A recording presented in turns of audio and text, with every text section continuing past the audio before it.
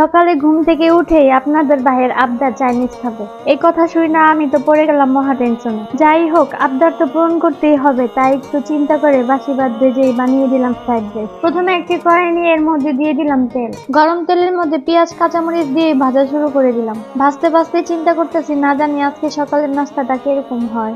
আর যদি খারাপ হয় তাহলে তো সারা দিনটাই আজকে খারাপ দেবে। আচ্ছা, ফ্রাইড রাইস তো হলুদ কালার হয়, তাহলে এর মধ্যে দিয়ে দিব সামান্য পরিমাণের হলুদ। এরপর আমি এগুলোর মধ্যে একটা ডিম ভেঙে দিব।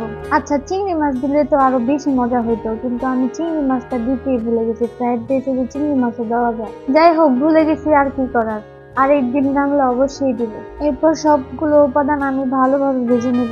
ভাজাটা ঠিকঠাক মতো হয়ে গেলে এর মধ্যে দিয়ে দিব আমার বাসি ভাতগুলো। আর এই নাস্তাটা যে এত মজা লাগে, যারা খাইছেন তারাই বলতে পারবেন, আর যারা এখনো খান নাই তারা অবশ্যই একবার হলেও ট্রাই করবেন। এই বুদ্ধিটা আছে দেখে আপনাদের ভাইয়ের আবদারটা পূরণ করতে পারলাম।